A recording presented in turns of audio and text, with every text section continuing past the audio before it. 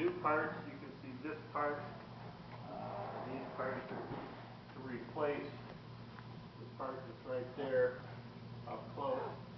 And this coach is one that we need for Day Out with Thomas, because that's a pretty big day for us, for those 2 weekends. And so we need the seats in it, and then it'll come back in here and get torn down to the frame and a heavy rebuild on it. All the cars when we first got them had to be pretty much rebuilt before they could be run here, because narrow gauge, what this is 3 foot between the rails, and the normal railroad is 4 foot 8.5.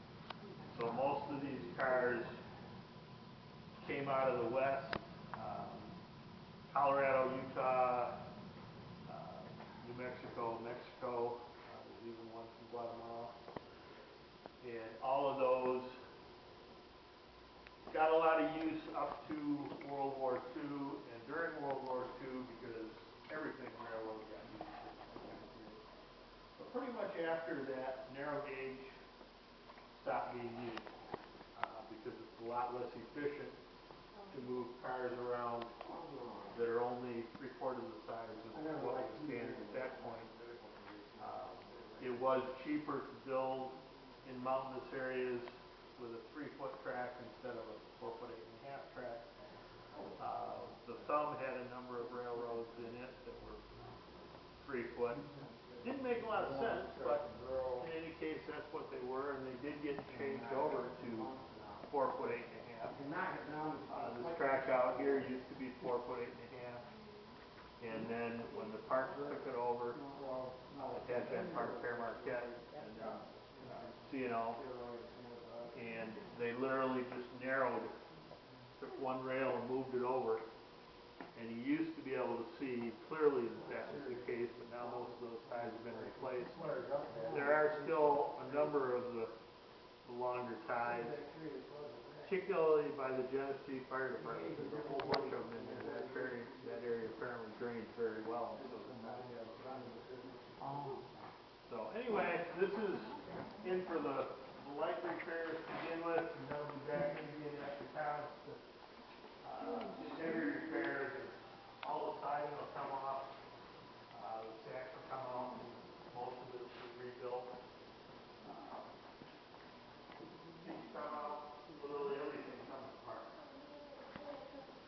Number 9, on the other hand, is in for mainly cosmetic. It's pretty well done. It has a couple windows that need vacuum, but it's been repainted and it'll be a bigger. But literally anything can be done here.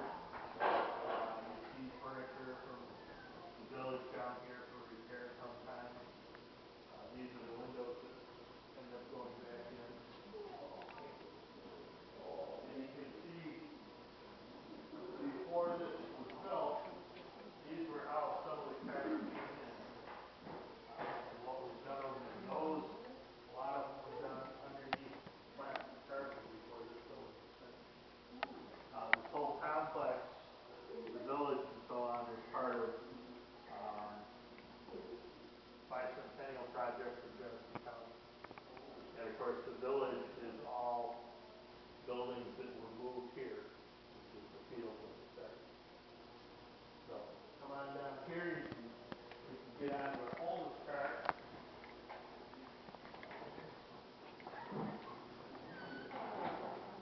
This is how some of the cars came in and how they're restored.